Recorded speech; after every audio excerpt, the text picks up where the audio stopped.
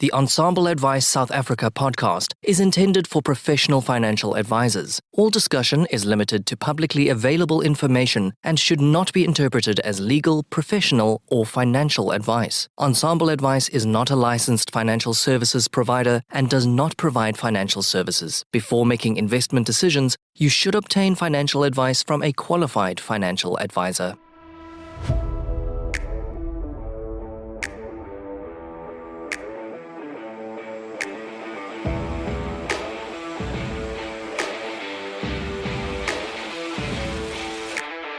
Hi, I'm Louis van der Merwe, Certified Financial Planner. Join me every week where I get to have discussions with global leaders in the financial planning space to help you serve your clients better and run a more efficient financial planning practice. This is Financial Planners South Africa podcast. Portfolio Metrics is thrilled to bring you this podcast in support of our common passion for people and the evolution of wealth management. Our global business links precision investment management to expert financial advice through partnerships and technology. Portfolio Metrics is an authorized financial services provider. ComSpace is a revenue management solution developed specifically for independent financial advisors. It is a web-based application that tracks, allocates, and manages advisor revenue. The system seamlessly reads commission statements from financial institutions and can address any permutation of commission splits. ComSpace provides mind-blowing, out-the-box revenue business intelligence and analytics, along with super flexible reporting to effectively manage and grow your business. Welcome to another episode of Ensombl Advice South Africa.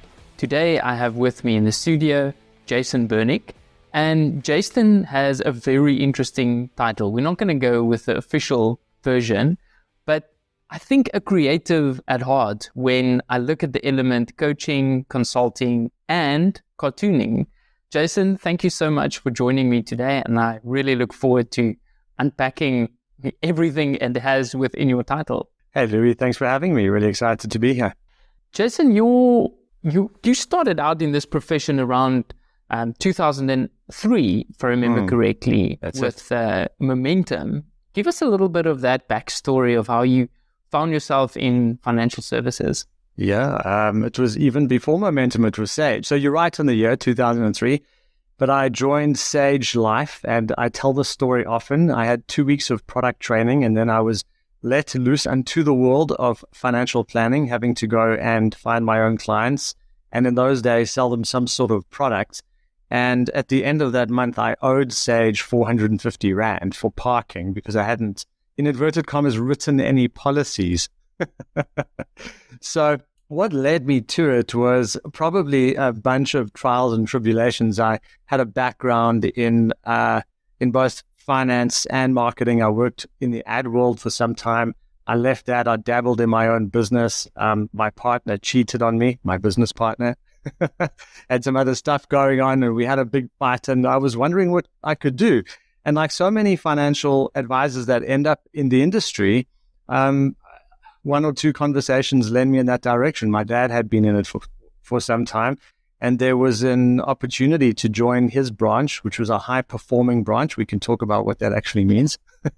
But with FaZe having shown up around then, there were a lot of good guys doing good things, not just trying to run around with a bag of application forms. And there was literally a guy that did that. He had a bag of application forms with Tipex, where he used to change things. And it's always the last one, hey? If you're not going to take this one, the next client's going to take the last application form. Absolutely. There was one guy that had a pen on his stack of application forms and let it roll off onto the table and said, "Oh, there's a pen. Would you like to use that to sign this application form over the Tipex?" So I was in a lift with a guy once, and he had a kit bag, and I thought he had been to gym. And I go, "What is it? Did you go to gym?" And he goes, No, let me show you," because he was old and I was young, and he knew and I was learning. And he, like some exchange, he put the kit bag on the boardroom table and he pulls out these forms. And that's when I was introduced to Tipex in the corporate world. So, that being said, the branch that I was with was a group of very good guys doing good things and really trying to turn the history of the insurance world into financial planning. The guy who was, when they played these dual roles, he was a high-performing financial advisor, but also managing the branch. And he was one of the first guys to go from ILPA to CFP. So I had a very good mentor at that stage. My father was in the branch. He was really doing the right thing, as were a lot of other people. But I found myself still very soon trapped in this world of selling insurance. So no matter what I tried to do, and I joined in the October and started my diploma in financial planning in the March, which was a game changer for me. But I still felt like I was fighting against the real or perceived competition of everyone that was out there with their bags of brochures and those tinted things where they flip the charts, and before they all had the laptops, and I didn't like it. And look, we all know that a lot of our perceptions at that time are self-created. So it may have been a little bit of the industry, and it may have been a little bit of me, and maybe it was a little bit about how agency worked at that time. Going back, I probably could have done a lot differently, but that doesn't matter. I did well. I built up a nice base of clients. I got a little bit of AUM going. I had some B funds on my book. But after 5 years, I knew that it's not where I wanted to be, and I wanted more independence and more flexibility, and I wanted to do more for my clients. And I started to look around the world at what was happening, and the countries of Australia and the UK really appealed to me more than anything. So I started looking at which international companies had local presence, and I skipped out the whole Momentum thing. So during this time, Momentum bought Sage, and we moved over as an agency force and a really large book. So I continued with Momentum. So then I joined HSBC, and what was really remarkably different for me at that business was that internally we had a coaching culture, and coaching to me was still sports at that stage. It was very far removed from my knowledge and reality. And what that resulted in was the way that people showed up internally, showed up with clients, a very different way of being, a different demeanor. They spoke less and listened more, and that translated through to how I engaged with my clients. And the timing was interesting. I joined in July of 2008, and shortly after that, something happened.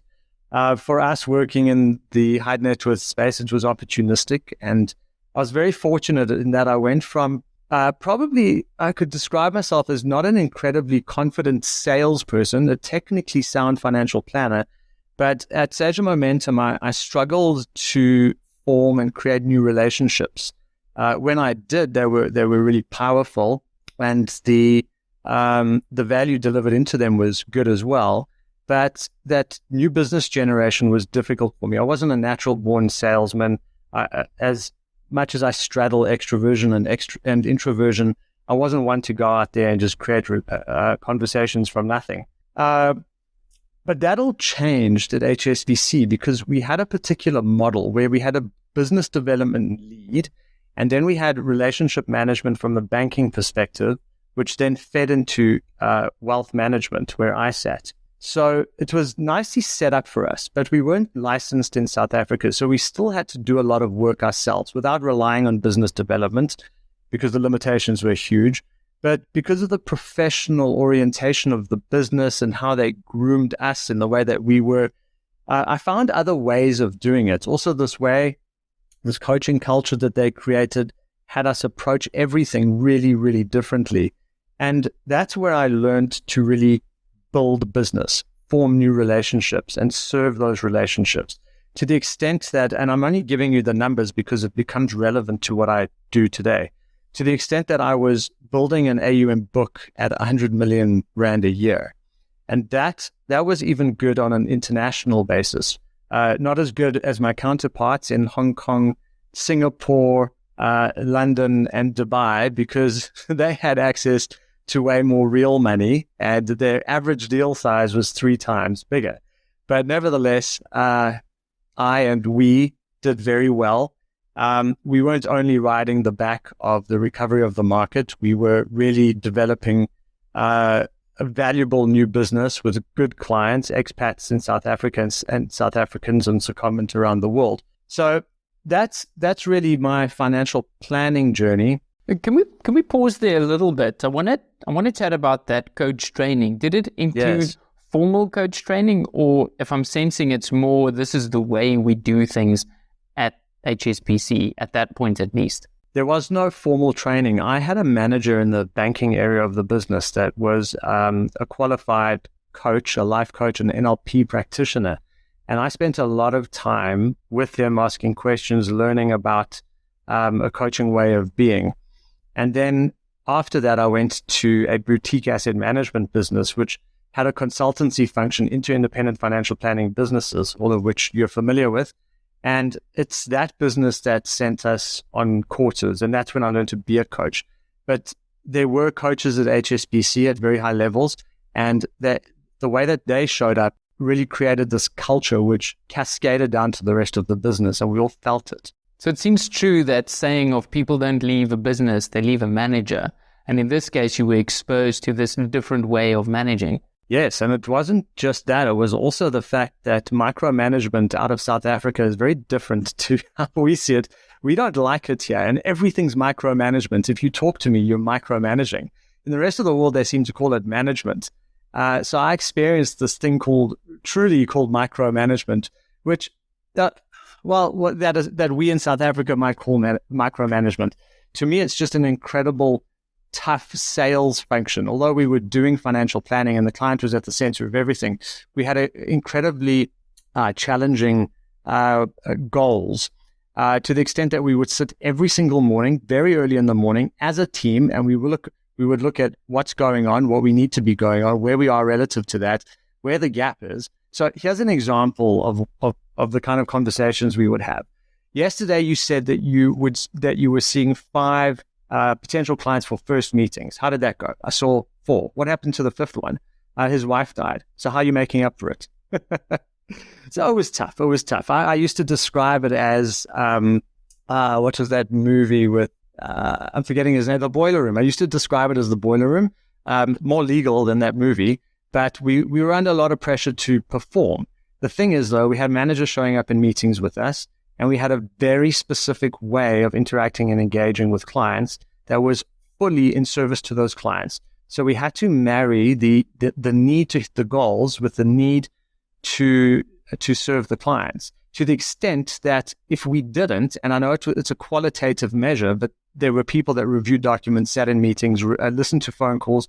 If we didn't, we would be put on either a remediate, as it was called, or there would be a fail, which had dire consequences to income. At the same time, there were incentives on the upside. For example, if we were a CFP, the bonuses were bigger. If we were advanced CFPs, the bonuses were even bigger. So the performance was driven hard, but the rewards were massive based on client centricity and qualifications. But I don't want to give HSBC too much of a punt here, although it was a very good experience for me. No, but it seems like back in 2008 that this was a really good base that I think a lot of people would be surprised that that's what you can actually accomplish through having a sales focus, but as long as it's more geared towards the client receiving a benefit. Because I'm always positioning it to say that our relationship should be mutually beneficial. The client should get more out of this relationship and the advisor should get out. If one of those two parts fail, it leads to an unhappiness, maybe now or maybe in the future. Like how do you position relationships between potential financial planners and clients in that context? Well, going on from what you just said, I think that is based on 2 things. The first is transparency, and the second is agreement. And if any financial planner embraces those 2 things, the relationship is so much more pure than it could ever have been. You think about it. Agreements can be managed. Expectations not met lead to disappointment. And in the coaching world, we learn contracting is an important piece. I don't want to jump the gun. Tell me a little bit more about the world after HSBC. So HSBC was closing offices around the world, consolidating everything back to Jersey, and the writing was on the wall. So I joined Axis. I can't remember. Do you name names on this podcast? We can name names, but I'm sure Andrew Bradley has come up enough times in this. But you're welcome. You're welcome to share your story. I joined Axis toward the end of the brand of Axis, but I was fortunate enough to be part of a really amazing team there. And then Old Mutual obviously bought Axis, and I joined Old Mutual Wealth, which was one of the 5 or 6 companies at that time that formed Old Mutual Wealth. And we at Old Mutual Wealth then built the financial planning coaching team, ultimately when I was still there, of 11 people around the country. And we continued the work that Access begun, which was really going into independent, at least that was the space that I played in, independent financial planning businesses, and trying to add as much value to them as possible, again, with financial planning coaching, which was consultancy and practice management. And, the truth is that to this day, to my knowledge, there isn't an independent consultancy until now doing that. There are a lot of institutions and people that are offering value to independent financial planning businesses, but it's always on some kind of condition, even if the condition has already been filled. So let's imagine there's a subscription service of some sort, and the business providing the service into the financial planning practice or organization has reached its quota. So now they're looking for ways to continue to add value to their clients over and above their core business. So they start creating webinars and putting other people into their business and so on. Let's imagine it's an asset management business. How do you ensure that that your financial planners' clients are putting their money in your funds on your platform? So add value by consulting into their business. But there's always, whether it's implicit or explicit, there's some kind of term and condition to that. And that's where I got thinking about the opportunity of independent consultancy, especially into the IFA world. And as I said, until this time, I don't think other businesses exist that are purely there for advice. I like how you use the term "until now." You can't leave this conversation without expanding a little bit on that. But I see our time is up. Thank you so much. You're breaking up a bit. All right. So I went from HSBC to Access into Old Mutual Wealth. Between Access and Old Mutual Wealth, I was sent on the coaching courses. There was some neuro leadership, some integral coaching through UCT. And that's really what developed my love for coaching. And to the extent that I went to Exco at Old Mutual Wealth and said, I really love it. And I don't want to lose the raw talent and I'm giving the raw capacity in this regard. And I'd like to coach on the side, which is where it all started. And I continued to, I stuck to our agreement where I have a very limited number of clients and I do it outside of working hours. But what that did was it kept feeding the love for coaching, and also found my preferred niche in that respect, which was very specifically entrepreneurs and business owners. And I think it was about 2.5 years after I started doing that I made the jump into success coaching, which is my coaching business. And then it was only natural that I added financial planners to entrepreneurs and business owners. There's also a similar mindset in that there's a large independency to the way that they show up in their businesses. And also I have a love for the profession and I get it and I've got the background, I retain my CFP. And I've always said for years and years and years that I want to play my part in helping to professionalize the industry. So how can I do it? How can I do it as a coach? Well, through coaching financial planners and working with financial planning businesses. And I've done that in a number of ways over the last, almost 4 years. In June will be 4 years that I've been on my own. I do want to know about that transition out of Old Mutual, right? So a lot of people, they set something up, they test it, they see if it works, but before they do that, they stop their formal employment, they stop that income stream, and they give themselves a time limit to say, if this works within the next 3 months, then I'll continue pursuing that. You chose a slightly different approach. You built the skills, you went back to your employer and said, can I do this part-time? Tell me about the thinking behind that. Was it more strategic, or did you just position this and say, the intention was never for it to become your full-time gig, yet it just was the natural evolution? Well, a combination of everything you just said. And there's actually an entertaining and horrific story at the same time.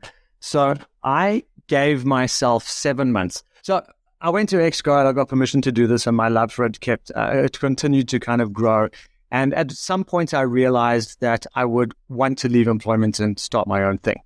And I flew to London and met with a mentor coach of mine at an intensive where there were 143 coaches from around the world. It was so incredibly inspirational. I also met my future coach there, a Canadian guy. I'd been following the guy for a while. I had a number of conversations with him over a number of months.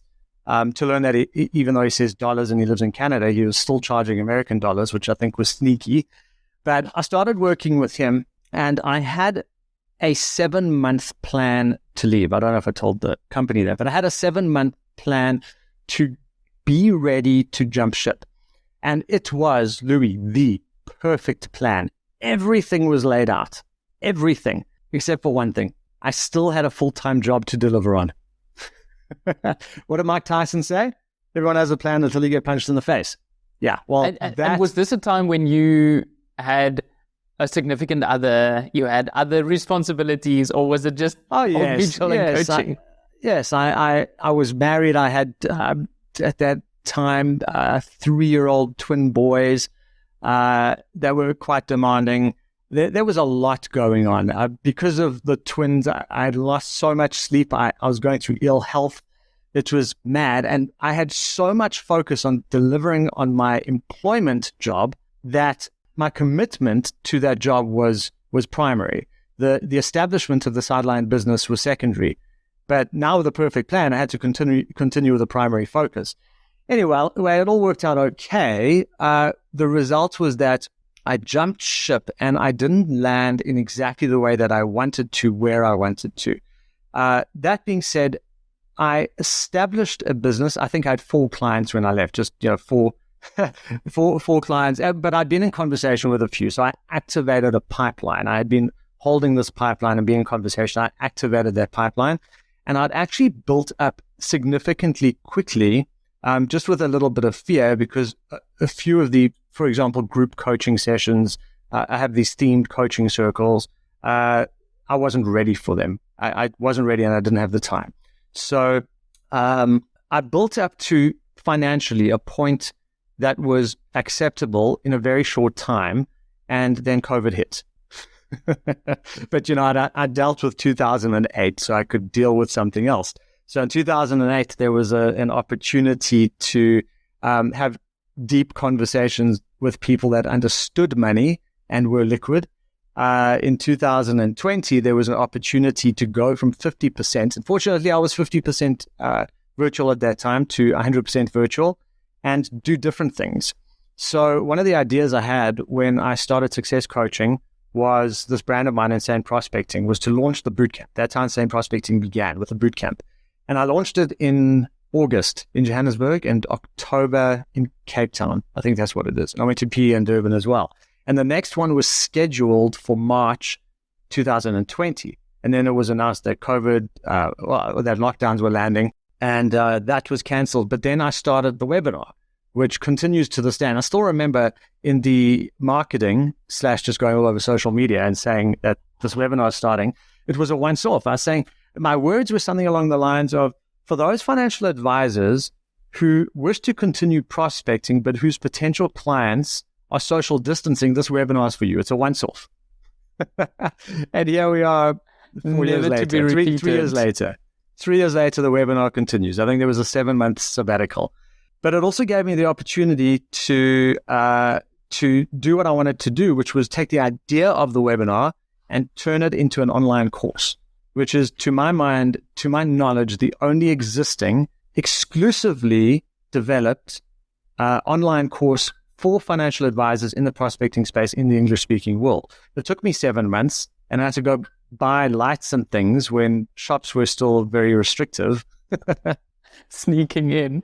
Jason, before we get to the work around what you did in prospecting, it strikes me that, moving from Old Mutual to your own business, you had to build this pipeline, right? Create this list of potential prospects. But at the same time, the value offering was very different, because in financial planning, we often get paid, through the products, right? There's a third party, or indirectly we get to recover the fees. Yet now you had to position it to say, you need to write out a check, or someone has to pay on your behalf. And a lot of financial planners struggle with that mindset when it comes to charging for financial planning fees. Share with us how you went through just the mental struggle around positioning that, or did it just happen naturally? It was a process, but I had some experience in that. So at HSBC, we charged 3% upfront, and we had to position that. So there's some experience about asking for a high fee and needing to deliver value into that fee. And then being I want to say fee-based, but it was a version of fee-based. But then moving into the Access and then Old Mutual Wealth world and talking about fee-based financial planning at large with other independent financial planners, franchises, and even when agencies say we can't invoice, trust me, a lot of agencies can invoice. They just got to find the right people and press the right buttons. But a lot of the work that I did when I was consulting with a financial planning team into businesses was around two things that financial planners struggled with. The first, and I'll mention the lesser one first, was about inviting clients to their offices instead of going to the client's office, which was huge in the mind of financial planners. Now, I had a lot of experience around that because I'd made the decision years before that if I want to be effective and efficient with my time, I need to be on the road less. I need to be in beautiful offices with great coffee where I can invite clients to, and I can double my number of meetings during the day. You can tell I didn't have kids at that time. And then I could write up the financial plans at night. And then I got paraplanning, so that just made everything easier. But needless to say, and I still remember the first person that I ever invited to my office, because I was told, this was insurance days, you got to get in your car and go to a client. And the first person I ever invited to the office was a junior partner at PricewaterhouseCoopers. And the guy was on the phone. He goes, "What? I have never been told that I have to go to a financial advisor's office before. You will come to me." So I said, okay. And I went to him, built a good relationship, never went to him again. He kept coming to me. So that was the one thing. And the next thing... What was that conversation like? How did you position it while we're on that point? Like, what changed between you going to him and the next meeting? The first thing was that I didn't argue him. He said, "You'll come to my office." I said, "Okay, I'll come to your office." It's like, I don't know, 10 Ks down the road. And nice remove the offices. barrier, okay? Absolutely. So from a neuroscience point of view, I put him on his front foot instead of his back foot. Okay. Put him in rest, digest, not fight, flight, by being in agreement with him. And then when I was at his office, I built a relationship like I normally would through rapport and asking pertinent questions, getting him to think, and offering value through the financial planning process as well. And toward the end, and I don't have pure memory of this, I just know how I did it and how I continue to do it, is that I suggested that next time he come to my office, because it's a beautiful office, I'd love him to meet my team, love him to see where we operate from, and he has to try my coffee. Served by, and there were two guys in tuxedos that served the coffee. And he has to meet my receptionist, who will at times answer the phone because she's just wonderful. And if that experience is delivered adequately, then people will keep coming back. So then I took what I had done, and I took what I had learned, and I took ideas of coaching way of being and conversational skills and listening skills and so on. And I packaged all of that, and I worked with other financial planners to do the same. So most of the people I worked with, before long, they would be inviting people to their offices, saving time. And then we enter into the fee-based conversation. It's very much the same thing. That first time you ever invite someone over to your office, if you've been going to them, or that first time you ever ask someone to pay a fee when you've always been earning the implicit commission is a hurdle. It's a mental hurdle. And you just have to do it. There's some practice and maybe some preparation around how you do it, but you just have to do it. And you know what? Once you do it, you raise the bar and you'll never go back. Like, for example, if you charge 5,000 Rand for a financial plan and that's your fee, and you decide you're going to go to 10,000 Rand, it will be hard for you to ask for 10,000 Rand the first time. But once you've done it, you will never go back, ever. You've raised the bar. That's your worth. The delivery that you have for your clients is 10,000 Rand for a plan. Okay. But you know that they're financial planners, if you're not doing it, charging 40,000 Rand, because that's the value. So it's exactly the same with coaching. I said I flew to London to meet with a mentor who is the only coach in the world that I know of to be a salesman in the coaching space. There are a lot of good coaches, but like many professionals, they're not good salespeople. And the great thing about what I learned and what attracted me to this person, a Brit living in LA, is that he sells through coaching. So let me translate that to financial planning. You, Louis, could sit in, and you know this, but you, Louis, could sit in front of a financial planning client, and you could go, you know what, if you and I were to work together, we'd do this and we'd do that, and it would cost you this much, and then we'll go through a few steps, and we'll meet at the end of the year, if not twice a year, and we'll review. Okay, great. But that's all promises. That's all promises. You're telling me that, but the 5 guys that I met before you told me exactly the same thing. Or you could show up, Louis, in front of your potential client and just ask them questions that no other financial advisor has ever asked them. Questions about their dreams, questions about what keeps them awake at night, questions about their children's dreams, their children's dreams, their fears, like what load shedding actually means to them. Not what they're doing about it, not do you have panels or inverters, but like if this stage 6 goes on to 7 or 8 in a year's time, what does it mean for you and your family? And that makes the difference. And that's what I do as a coach when I sit in front of a potential client is I say, I could tell you about coaching or I could coach you.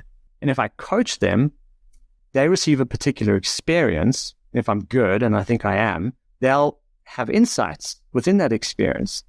And then all I have to do, whether I'm a coach or a financial planner, is say something like, if you experience this within this 30 minutes, imagine we could work together from a coach's point of view, week in and week out. From a financial planner's point of view, if we could work together year in and year out. So from a prospecting point of view, the brand's called Insane Prospecting. I position that brand as I help financial advisors, and this is a debate that we've had, financial advisors or financial planners, but I think advisor is more all-encompassing and more people relate to it. And I know legislation is going to say, I know the story. But the other debate is around the word prospecting, which you raised earlier. But the brand of Insane Prospecting helps or supports financial advisors to get in front of potential clients because that's where the struggle is. That's where it is. The question is, and this whole thing is built on the basis of the question, is how do I get in front of potential clients? There's a lot of collateral and there's services and businesses, institutions, people that help advisors once they're in front of a client, like Pareto, Duncan McPherson. Amazing, so much good stuff, but it plays right in that space. And I'm mentioning this because when I talk about that initial conversation, showing up as a coach, even if you're a financial planner, for the first and only time last year, October, I did a presentation with FPI. It's a webinar. It's available on FPI's LearnTech. An hour around exactly how you need to have that conversation to take potential clients or even existing clients where they have never been. And then, in inverted commas again, sell them on the back of that. But it's not, you're not selling something they can't touch and feel. You're selling the experience that they just had because it's tangible and it's real and they can feel it and it's meaningful. And that's what financial planning is. Financial planning is an experience that people have when you relate the numbers to how they feel about their lives. It's about taking people from where they are to where they need to or want to be. And if you can have them look into that and see it for themselves, like they've never seen it before, you're playing a whole different game with your clients. Jason, I love how you kind of just narrow in that conversation to say, what does this mean to you? What feelings are coming up? And it reminds me of a story of Ross Marino, who's a fellow financial transitionist that has 2 coffee cups, and both of them says, think, feel, do. And he keeps on holding on to those coffee cups in his meetings to remind clients, these are the things we need to work on. And we often just jump into do. What are we gonna implement, and what planning are we gonna do? And we skip the thinking and the feeling component. And it feels like your conversation, or like right there in the field, like, hey, what shows up?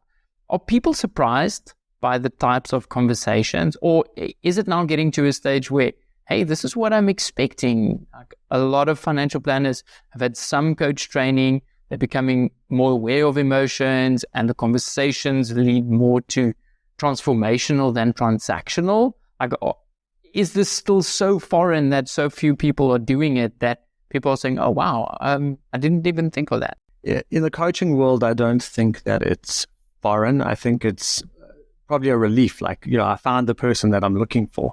In the financial planning world, it is often a surprise because, and David Kopp and I were having a conversation with someone this morning where we were talking about bits and pieces of this.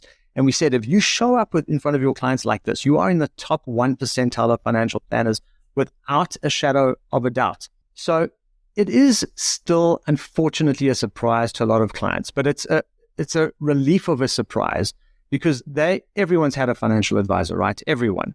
And they've experienced different forms of financial planning, different processes, different personalities. They've had financial advisors come and go. And the whole thing with this is that let's imagine a client is looking for a new financial planner, or at least their eyes and ears are open to it.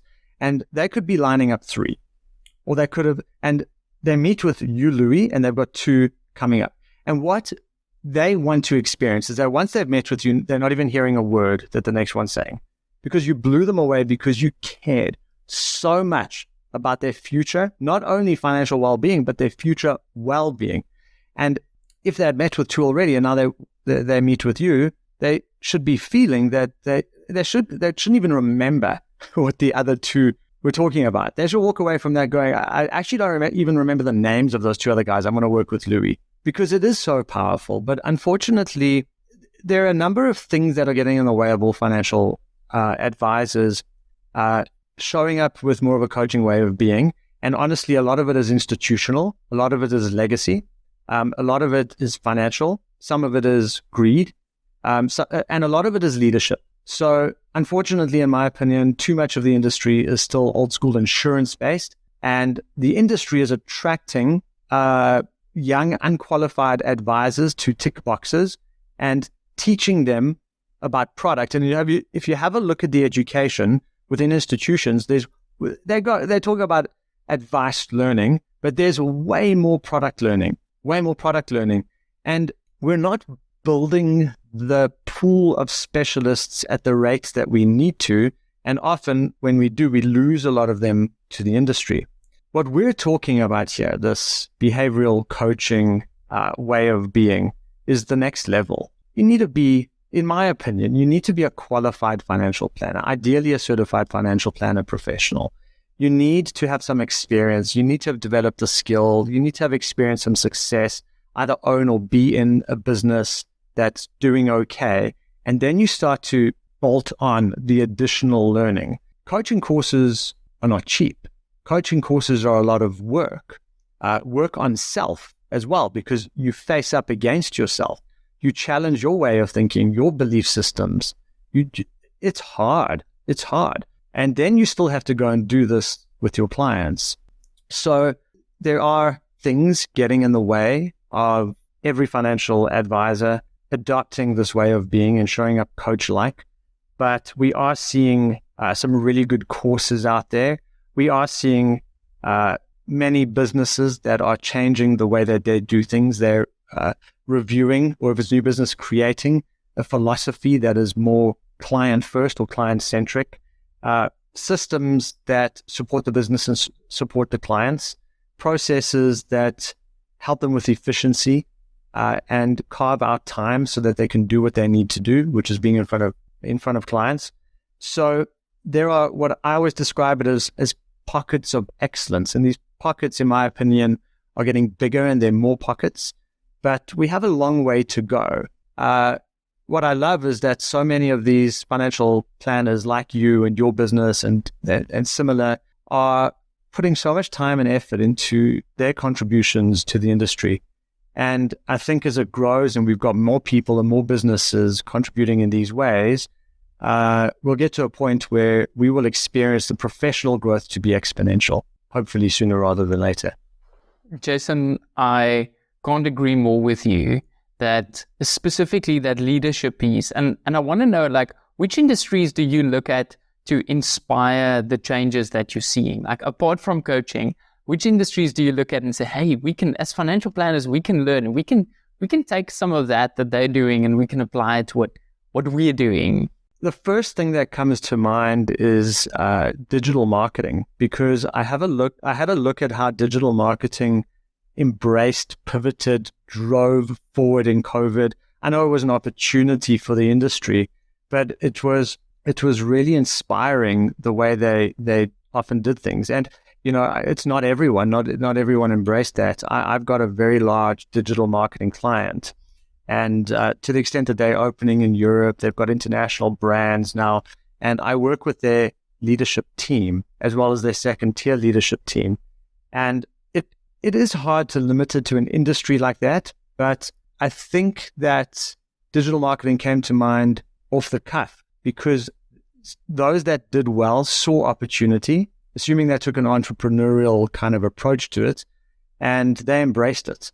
And they pivoted in the way that they needed to. And then there was the separation of, the doers and the watchers, right? The doers and the observers. I can tell you which industries don't inspire me, and I'm going to lean on the financial planning legacy here, because too many financial planners keep comparing themselves to the likes of doctors. And there are a few, but I'm going to focus on doctors because, they talk about, in many ways, you should be like a doctor.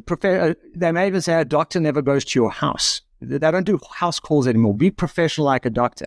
But the last 3 years have shown us that doctors are really, so this may be controversial, are really quick to prescribe without doing a full needs analysis. Exactly what we in the financial planning profession advocate against. And that's not all doctors. I think surgeons are incredibly specialized professional, but it's the stories of general practitioners, and this is my strong opinion here, that are giving out anti-anxiety drug prescriptions like jelly tots. So let's not, as financial planners, let's not compare ourselves to other professions that don't support the client-centric philosophy that good financial planning does. Financial planning is an incredible profession that, if stuck to its guns, if all of the people, institutions, businesses, agencies, franchises, just, for example, stick to at least the idea of the 6-step financial plan and put their clients in the center of it, boy, will the delivery be amazing. That's so great that you're not only focused on, hey, this is what we can do right, but also try and avoid relationships. I don't have a lot of friends or family members that rave about their doctors. The ones that I do are doctors that are caring, that phone in and say, hey, I know I saw you last week, but how are you doing today? I have not heard of many doctors that do that. And I want to echo what you're saying, Jason. If you can put the client at the center and a human first approach, you'll not only most likely future-proof your business, you'll be a lot more fulfilled just as a human. And the space that you're in, you seem very content with the work that you're doing now. I know we're coming up towards the end of our conversation. And we haven't even gotten to the seed that I dropped earlier.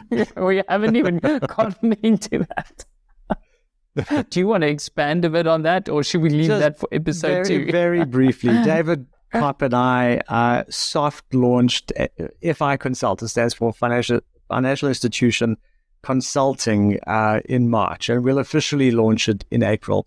And it really is a consultancy very exclusively into the financial planning industry to work with all sizes of financial planning businesses. We're geared to more small to medium right now, but we're building collateral and content to very large businesses as well. But effectively what we're doing is we're partnering with them to work in and on their businesses to help those businesses evolve and take the next steps to where they're going. And the way that we do this is by working with specific themes. So we follow a modeling, a coaching approach to the way that we do things, which is really having conversations for exploration and understanding. So we go into the business in depth and understand everything from people to processes to systems. We identify the gaps. We create projects around those gaps, and then we come up with solutions that we then implement with those businesses. Jason, you've set up the conversation, and I'm so glad to say I've scheduled some time with David to be on the show. So that discussion will be a lot more sales-driven to share what it is that you're doing and how we're going to build this profession. I know Paul Amso would be very upset with you for calling this an industry, and we are straddling both. Jason, all the best with what you're building, and what would be the best place for people to reach you when they want to see your cartoons, they want to have a conversation about coaching and consulting? So LinkedIn, the place where professionals hang out, has everything over there. Jason Bernic on LinkedIn. Thank you so much for a wonderful conversation. Thank you, Louis. Had fun. Thank you.